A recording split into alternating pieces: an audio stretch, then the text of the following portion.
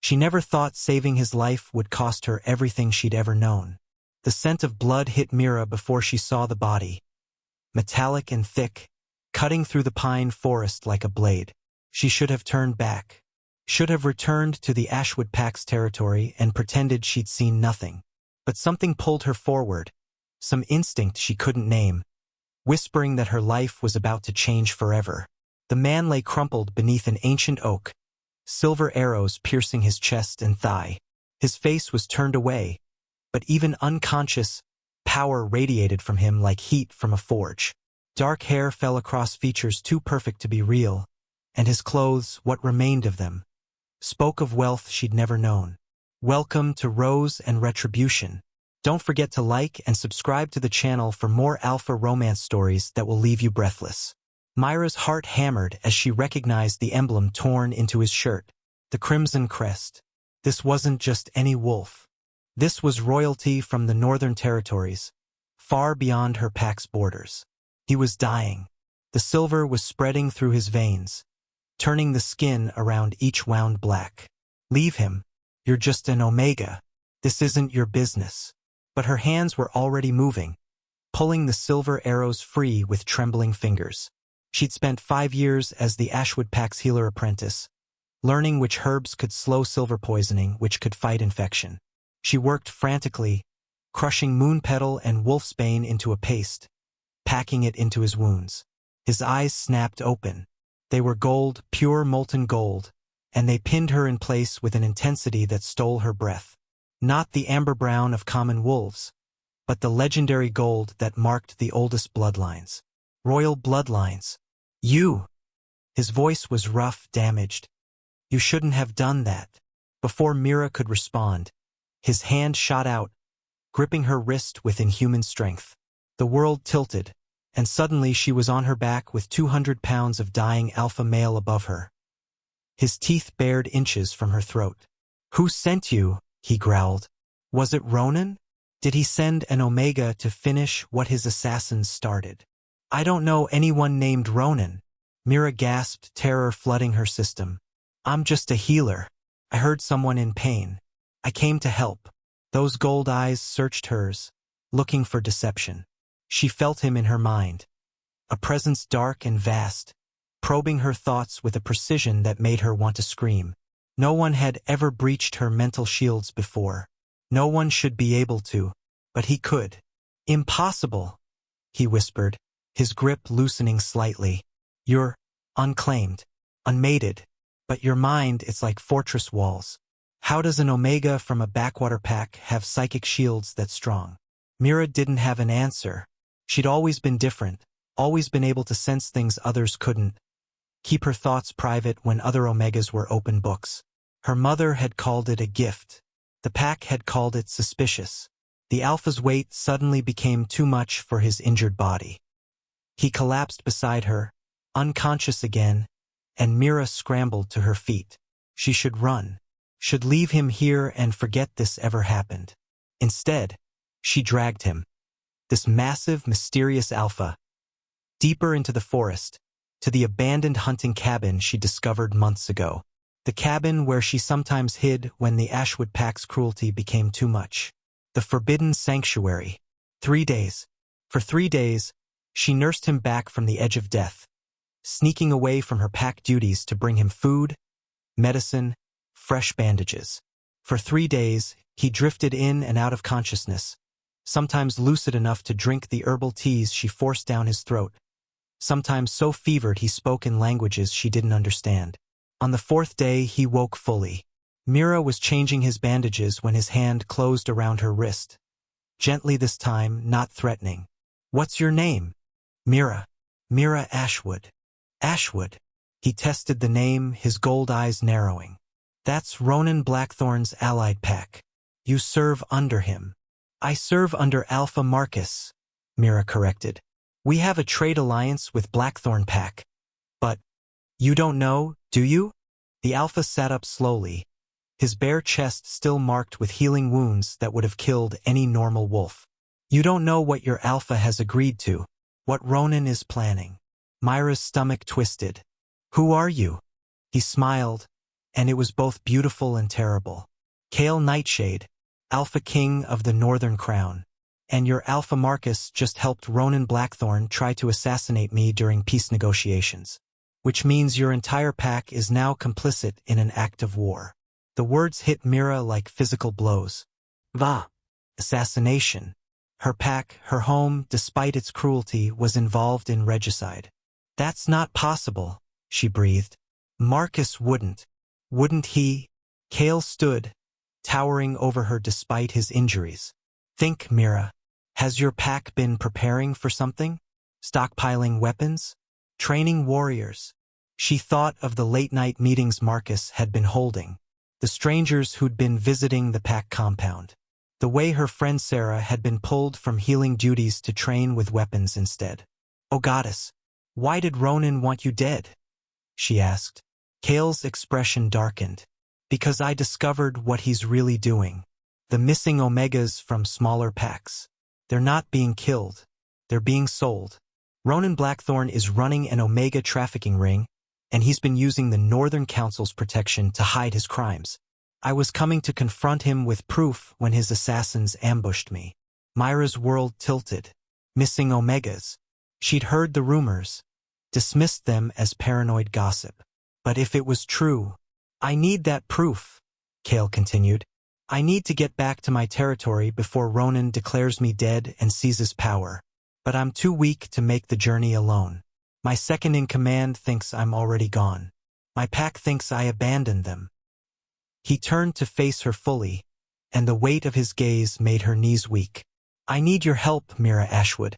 And in exchange, I'll give you something no one else can. What? She whispered. His smile was dark promise and dangerous temptation. Freedom, power, revenge against every wolf who ever made you feel small. Help me reclaim my throne, and I'll make you my Luna, my queen, my equal in all things. The offer hung in the air between them, heavy with implications Mira couldn't fully process. She dreamed of escape her whole life, but this was something else entirely. This was choosing sides in a war she didn't understand, allying with a king she barely knew, betraying the only home she'd ever had. But when she looked into those gold eyes and felt the pulse of power that connected them, that strange, inexplicable bond that had formed the moment she'd pulled those silver arrows free, she knew her answer. The question was, would she survive long enough to regret it? You're asking me to commit treason, Mira said, but her voice lacked conviction. Kale stepped closer, close enough that she could feel the heat radiating from his body, smell the dark spice scent that marked him as alpha. I'm asking you to choose justice over blind loyalty. There's a difference. Every instinct screamed at her to refuse, to run back to Ashwood territory and pretend this conversation never happened.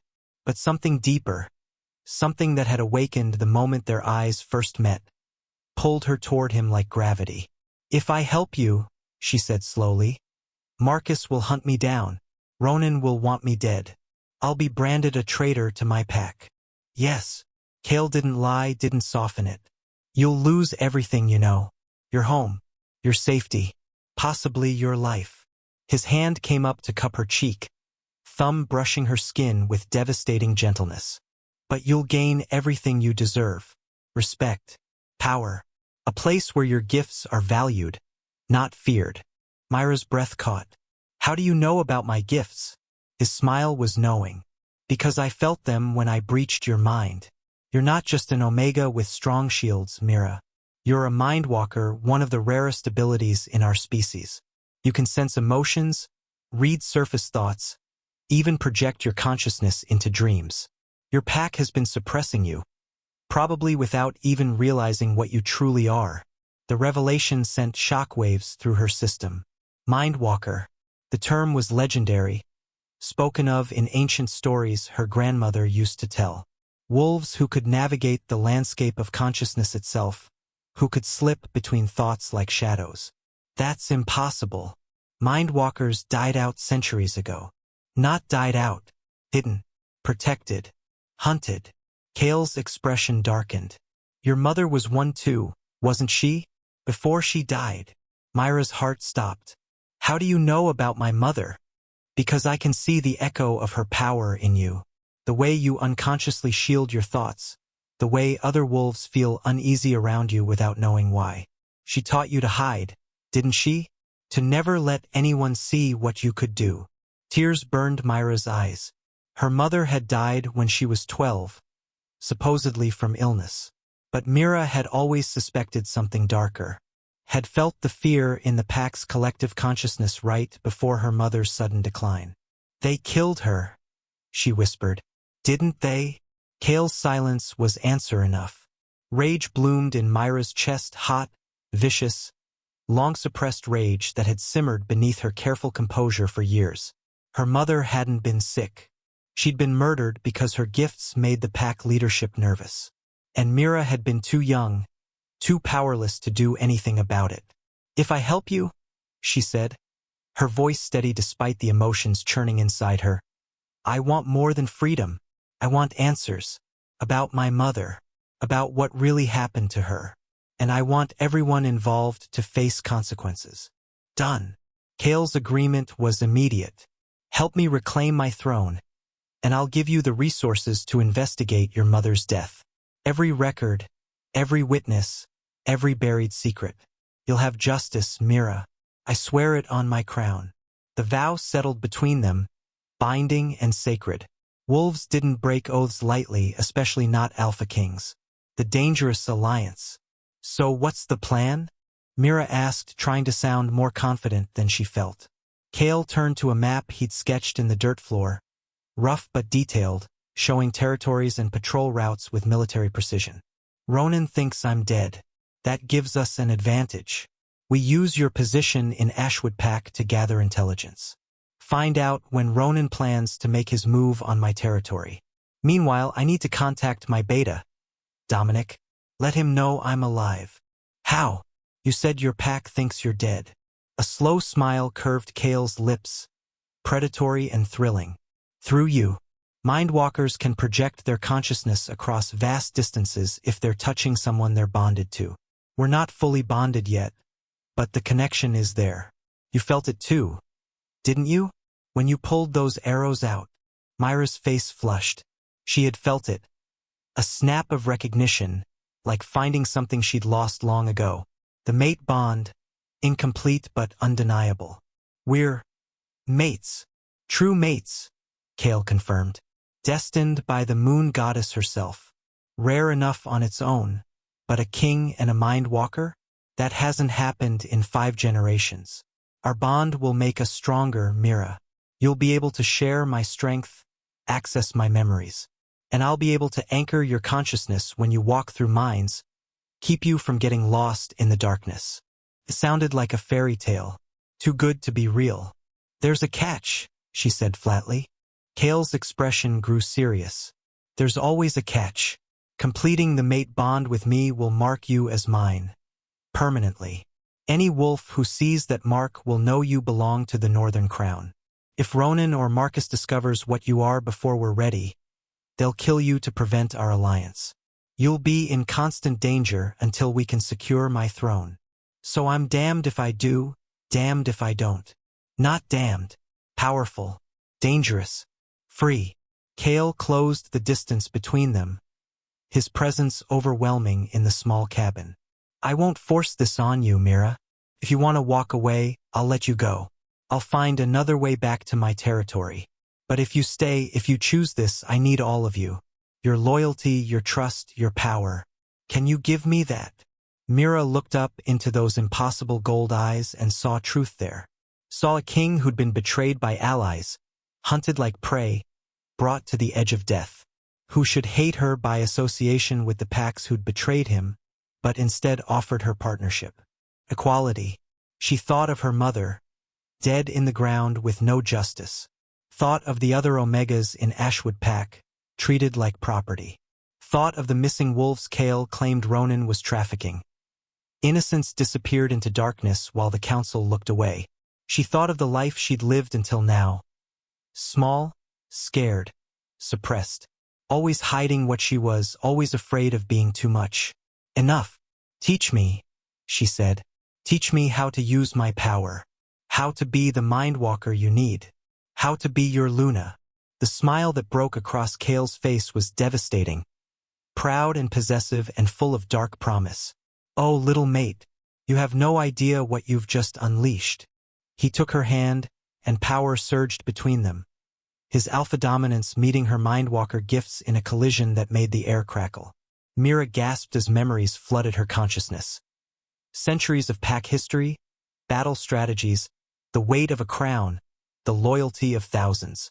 And beneath it all, Kale's raw desire for her.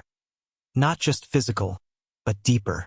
The recognition of an equal, partner, a queen. The bond is incomplete until we mark each other, Kale said, his voice rough. Until then, you'll feel echoes of my thoughts and I'll feel yours. But Mira, his hand tightened on hers. Once we complete it, there's no going back. You'll be mine and I'll be yours. Forever. Show me how to reach your beta, Mira said, her voice steadier than her racing heart. Show me how to use this power. We can worry about forever later. Kale's laugh was low and approving. Practical. I like that. He guided her to sit, positioning himself behind her, his chest against her back. Close your eyes. Feel my consciousness next to yours. Now, push out, like opening a door in your mind.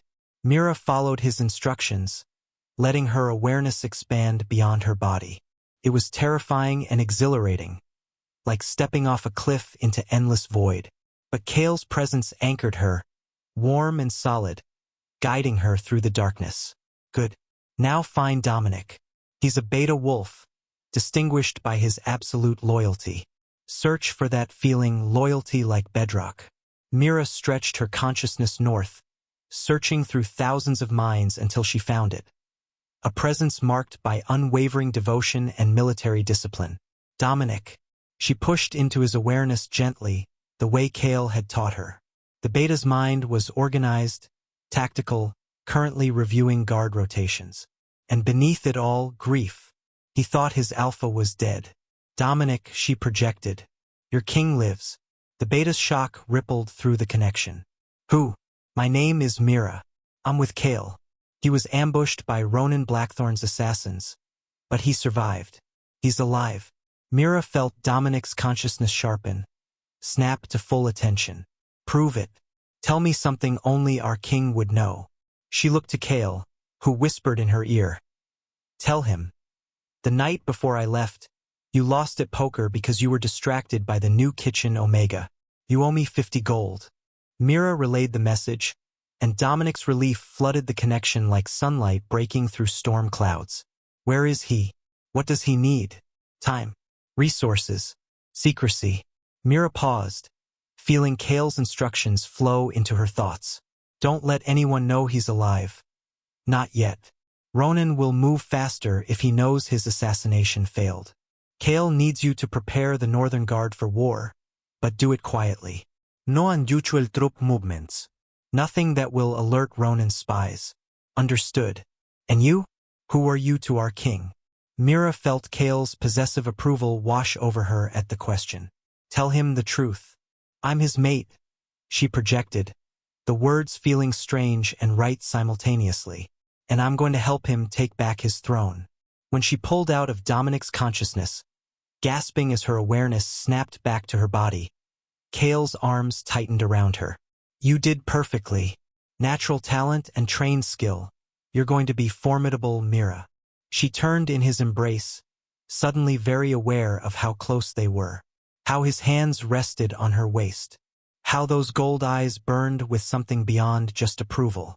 We're really doing this, she whispered. We're going to war. We're going to win, Kale corrected. His hand came up to cup her face, thumb brushing her lower lip in a gesture that made heat pool in her belly. And when we do, when I'm king again and you're crowned Luna, every wolf who ever hurt you will kneel. Every Omega who was trafficked will be freed. And you, my brilliant, powerful mate, will never have to hide what you are again. He leaned in, his lips a breath away from hers. But first, we have to survive. Trust me. Yes, Mira breathed, and closed the distance between them. The kiss was fire and possession, alpha dominance meeting mindwalker power in perfect balance. Mira felt their incomplete bond flare brighter, pulling them closer, demanding completion. But Kale pulled back with visible effort, his breathing ragged. "Not yet," he said, though his gold eyes had darkened with desire. "Not until you're ready. Not until it's safe." Mira nodded, though every instinct screamed at her to finish what they'd started. The bond wouldn't be denied forever. "So," she said, trying to regain some composure, "what's our next move?" Kale's smile turned calculating. "You return to Ashwood Pack like nothing happened. Gather intelligence on Marcus and Ronan's plans. And when the time is right," his eyes flashed with alpha dominance and deadly promise, "we'll destroy them both." Mira had been playing double agent for 3 weeks when everything fell apart. She'd done everything perfectly. Returned to Ashwood Pack with a story about getting lost during her forest gathering. Maintained her facade as the quiet, obedient Omega healer. Used her mindwalker abilities to skim surface thoughts, gathering intel about Marcus's alliance with Ronan. What she'd discovered made her blood run cold. The missing Omegas weren't just being sold. They were being used in horrific experiments. Ronan's twisted attempt to create a serum that would strip wolves of their will, turning them into mindless soldiers. He'd already tested it on dozens of victims.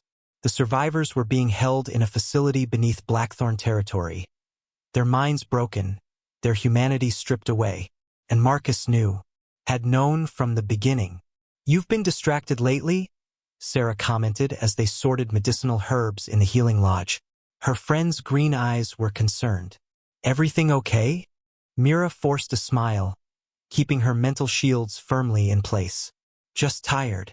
Marcus has been running us harder lately with all the extra training." "Yeah. What's that about?" Sarah lowered her voice. "I heard him talking to some of Ronan's wolves last night. Something about the final phase and securing the Northern Crown. Think there's going to be war. If I have anything to say about it," Mira thought, but said aloud, "Probably just politics. You know how alphas are." Before Sarah could respond, the healing lodge door slammed open. Marcus stood there, flanked by 4 of his enforcers, his expression thunderous. "Mira Ashwood," he said, his voice cold. "You're coming with me. Now." Terror lanced through her, but Mira kept her face neutral. "Is someone injured, Alpha? Don't play games." Marcus stalked forward, and Mira caught the scent of her fear beneath his anger. "We found the cabin. Found evidence that someone's been living there for weeks. Someone with Northern Crown scent markers all over them. Oh goddess, they found Kale's hideout." Myra's mind raced. Kale had moved to a different location 2 days ago, but if they'd found the cabin, if they'd tracked the scent trails. "And we found these," Marcus continued, pulling out a bundle of bloodied bandages. Bandages with silver residue. The exact kind of poison used in Ronan's arrows. "Care to explain why you've been tending to someone wounded by our allies' weapons?" Every wolf in the healing lodge was staring now. Sarah's eyes were wide with shock. The other healers looked between Mira and their alpha with growing suspicion. Mira could run, could try to fight her way out, but she'd never make it past 4 enforcers plus an alpha. So she did the only thing she could. She attacked mentally. Her consciousness lashed out like a whip, driving into Marcus's mind with surgical precision. The alpha staggered, his hands flying to his head as she ripped through his surface thoughts, pulling secrets into the light. "Show them," she commanded, using every ounce of her mindwalker power to project what she'd found directly into the consciousness of every wolf in the lodge. "Show them what you've done." Images flooded the room. A psychic broadcast that made everyone gasp in horror. The missing Omegas, the facility, the experiments, Marcus's willing participation in Ronan's trafficking operation, his share of the profits, his plans to betray Kale and seize Northern Crown territory once Ronan took the throne. "You monster," Sarah breathed, backing away from their alpha. "You've been selling our own people." Marcus recovered faster than Mira expected, his alpha power slamming against her mind like a battering ram. "You fool! You've just signed your death warrant." and exposed that northern bastard you've been harboring. He lunged for her, but Mira was already moving, years of survival instinct guiding her actions. She grabbed a vial of wolfsbane extract, concentrated enough to burn, and threw it in Marcus's face. The alpha howled, clawing at his eyes as the poison seared his skin. Mira ran. She burst out of the healing lodge and sprinted for the forest, her heart hammering. Behind her, she heard Marcus roaring orders, heard the thunder of paws as his enforcers gave chase.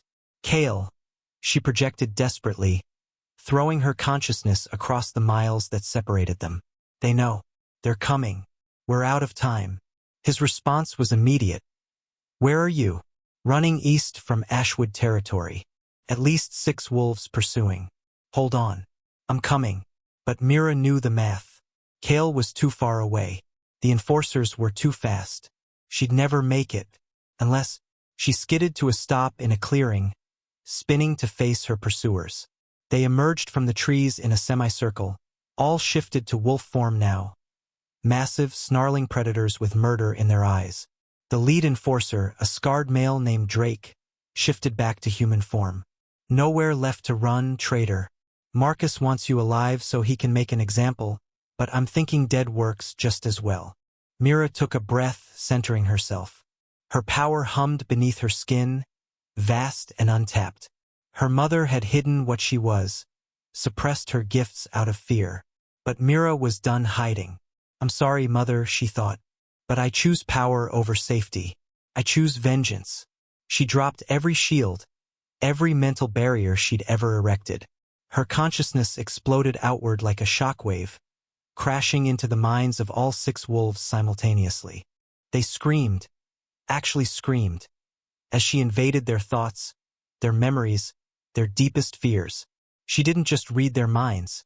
She rewrote them, twisted their perception of reality until they couldn't tell enemy from ally, past from present. Drake saw his dead mother standing before him, accusing him of failure. Another enforcer saw his worst nightmare made flesh. A third collapsed, trapped in a memory loop of his most shameful moment. Mira held them all captive in their own minds, her power singing through her veins like lightning. This was what she truly was. Not a healer, not a submissive Omega, but something ancient and terrible and magnificent. A mindwalker at full power. Movement at the edge of the clearing made her turn. Kale stood there in wolf form, massive and white and perfect, with Dominic and a dozen Northern Crown warriors flanking him. They'd come faster than should have been possible. But what made Myra's heart skip was the way Kale looked at her. Not with fear at her display of power, but with pride, recognition, desire. He shifted to human form, striding across the clearing like a king reclaiming his kingdom. "That's my mate," he said, loud enough for everyone to hear. "That's my queen." He reached her, cupping her face in his hands. "Are you hurt?" "No." "But Marcus knows everything now. We've lost the element of surprise." "Then we stop playing careful," Kale said, his gold eyes burning. "Dominic, send word to our allies. We march on Blackthorn territory tonight, and we're freeing every Omega Ronin's been holding captive." "But your warriors aren't fully assembled," Mira protested. "You'll be outnumbered." Kale smiled, dark and dangerous. "Not if we have you, a mindwalker who can control 6 minds simultaneously. My darling mate, you're worth an army." He leaned in, his lips brushing her ear. "Will you stand with me? Will you fight by my side and show these bastards what happens when they hurt what's ours?" Mira looked at the fallen enforcers, still trapped in her mental assault. Thought of her mother, murdered for being different. Thought of the Omega's suffering in Ronin's facility. Thought of every moment she'd spent hiding, afraid, pretending to be less than she was. "I'll do more than stand with you," she said, her voice steady. "I'll be your weapon, your shield, your devastating, unstoppable queen." The smile Kale gave her was full of love and lust and lethal promise. "Then let's go to war." The final battle. The assault on Blackthorn territory happened under a new moon. Appropriate, Mira thought, for a night of reckoning. Kale's forces attacked at midnight, a coordinated strike that hit Ronin's compound from 3 directions simultaneously. Northern Crown warriors, trained and disciplined, against Blackthorn's unprepared guards. It should have been a bloodbath, but Ronin had been preparing too. The moment Kale's forces breached the compound, Ronin's secret weapon revealed itself. The mindless soldiers he created from trafficked Omegas, stripped of will and transformed into killing machines. They felt no pain, no fear, no hesitation. Just endless, relentless violence. Mira felt their broken minds like knives in her consciousness. 40 wolves, their humanity shredded, their thoughts reduced to base aggression. Horror and rage flooded her in equal measure. "Take them down," Kale ordered his warriors. "Non-lethal if possible. They're victims, not villains." But how could they fight without killing when these broken wolves felt no pain? "Let me try," Mira projected to Kale. "I can reach them. I have to." She pushed her consciousness out, not attacking but offering sanctuary. Imagining her mind as a fortress, a safe place where these shattered wolves could shelter. One by one, she pulled them from their programming, offering them peace in place of violence. It was agony. Each mind she touched was a wound, a scream, a plea for mercy that had gone unanswered for so long. But Mira held firm, absorbing their pain, their trauma, their broken fragments. 20 wolves dropped their weapons, confusion replacing rage in their eyes, as Mira freed them from Ronin's control. But it cost her. Blood dripped from her nose, her vision blurred, and her legs buckled. Kale was there instantly, catching her before she fell. "Enough! You'll kill yourself." "They deserve freedom," Mira gasped. "Just give me a moment. You're bleeding from your eyes, mate. You're done." Before she could argue, an alpha's roar split the night. Ronin Blackthorn emerged from his mansion, surrounded by his personal guard, his expression twisted with fury. "Kale Nightshade," he called. "Still alive, I see. Pity. My assassins assured me you were dealt with." "Your assassins are dead," Kale replied, his voice carrying across the courtyard. "Along with your ambitions. Surrender, Ronin, and I'll make your death quick." Ronin laughed, a sound devoid of sanity. "Surrender? To a king who hides behind an Omega's skirts? You've gone soft, Nightshade. Weak." His eyes found Mira. Is she really worth declaring war over? One damaged little mindwalker. Kale's growl was pure predator. "Insult her again, and I'll make you beg before I kill you." Bold words from a male who needs his mate to fight his battles. "Tell me, does she whisper strategy in your ear while you—" Ronin never finished the sentence. Kale moved with Alpha King speed, crossing 30 feet in a blur and slamming Ronin into the mansion wall hard enough to crack stone. His hand closed around the traitorous Alpha's throat, lifting him off his feet. "You trafficked innocents," Kale snarled. "You broke every law of the council. You tried to steal my throne and kill my mate. Give me one reason why I shouldn't tear out your throat right now." Ronin's smile was bloody. "Because Marcus has already taken your mate's pack.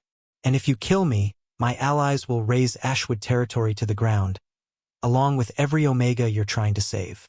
Mira felt it before anyone else, a spike of malicious satisfaction in Ronin's consciousness. He was telling the truth. Marcus had moved on Ashwood, was holding the Omega wing hostage, threatening to kill them if Kale didn't withdraw. "It's a trap," she projected to Kale. "He wants you to split your forces, weaken your position." Kale's jaw tightened, but his grip on Ronin didn't loosen. "Then it's fortunate I brought enough warriors to handle 2 alphas at once." "Dominic!" The beta appeared instantly. "Already on it, my king. Strike team en route to Ashwood." Sarah, the healer, used a hidden passage to evacuate most of the Omegas before Marcus sealed the compound. "We're mopping up his forces now." The color drained from Ronin's face. "That's impossible. We had spies watching." "You had spies we allowed you to see," Mira said, stepping forward despite Kale's protective instinct to keep her back. "While you were focused on Kale, I was working with Omegas throughout your allied packs, teaching them to shield their thoughts, hide their movements, organize in secret. Every Omega you thought was under your control? They've been working against you for weeks. It was true. While playing double agent, Mira had used her Mindwalker abilities to contact Omegas throughout the region, teaching them mental shields, coordinating their own resistance. They'd been the ones providing intelligence, sabotaging Ronan's operations from within. The Omegas had saved themselves. Mira had just given them the tools. Ronan's expression crumbled into desperation. Wait, we can negotiate. I have resources, connections, information you need. You have nothing I want except your death, Kale said flatly. He looked at Mira. This is your revenge as much as mine. How do you want him to die? Mira stepped closer, meeting Ronan's terrified eyes. She could kill him with a thought, overload his mind until his brain simply shut down. Could trap him in his worst nightmares for whatever remained of his life. Could make him experience every moment of suffering he'd inflicted on his victims. But looking at this pathetic, broken male, she realized she didn't want revenge. She wanted justice. Public trial, she said. Before the council continue 14:22 of alphas. Let every pack hear his crimes. Let the Omegas he trafficked testify against him. Let his execution be lawful, witnessed, remembered. He doesn't get to be a martyr or a mystery. He gets to be known as exactly what he is. A coward who preyed on the vulnerable. Kale's smile was proud. My queen has spoken. Ronan Blackthorn, by my authority as Alpha King, you're under arrest for trafficking, murder, and conspiracy to commit regicide. You'll face the council's judgment. Ronan's legs gave out when Kale released him. Guards immediately moved in, silver chains binding the former Alpha who'd thought himself untouchable. As dawn broke over Blackthorn territory, Mira surveyed the results of their victory. Ronan in chains, his facility discovered and every captive freed. Marcus surrendered and awaiting trial alongside his co-conspirator. The Omegas, 43 of them, liberated from Ronan's experiments. Gathered in the courtyard, free for the first time in months or years. They looked at Mira with awe and gratitude. These survivors who'd been reduced to weapons and were now slowly remembering their humanity. What happens to them now? She asked Kale. They heal. They choose their own paths. They rebuild their lives with whatever support they need. He pulled her against his side, his arms warm and solid. And you, my brilliant mate, will help them. You'll teach other Mindwalkers to shield themselves, to use their gifts safely. You'll build a network that ensures no Omega is ever trafficked again. And you? Mira asked, looking up at him. Kale's gold eyes softened. I reclaim my throne. Formalize our bond before the council. Make you my Luna in law as well as truth. He paused, suddenly uncertain in a way she'd never seen. If you still want that, I know this isn't the life you chose. You didn't ask to be a queen or fight a war. Mira silenced him with a kiss, fierce and claiming and full of promise. When she pulled back, she smiled. I didn't choose this life, but I'm choosing you. Every day, every challenge, every battle. I choose us. The bond between them blazed bright, and this time, Mira didn't pull away. She let it complete, let Kale's mark settle onto her neck as she marked him in return. The connection snapped into place perfectly. Alpha King and Mindwalker Queen, two halves of one devastating whole. Power surged between them, their combined strength enough to make the very air shimmer. Every wolf present felt it. The birth of a bond that would reshape the northern territories. Kale claimed her mouth again, deeper this time. A kiss full of possession and partnership and promise. When they finally broke apart, breathless and glowing with completed bond energy, his smile was pure satisfaction. My queen, he murmured against her lips. My mate, my equal in all things. Mira looked out at the gathered wolves, northern crown warriors, freed captives, surrendered enemies, and felt the weight of her new role settle onto her shoulders. Luna, queen, leader of those who'd been powerless. She thought of her mother, who'd hidden her gifts out of fear, thought of every Omega who'd been told they were less, that their powers were dangerous, that they should make themselves small and quiet and invisible. No more, she vowed silently. No more hiding. No more fear. Long live the Alpha King, someone called from the crowd. The response was immediate, a roar of approval that echoed across the territory. Long live the Queen! And in Kale's arms, marked and mated and powerful beyond measure, Mira finally understood what it meant to be free.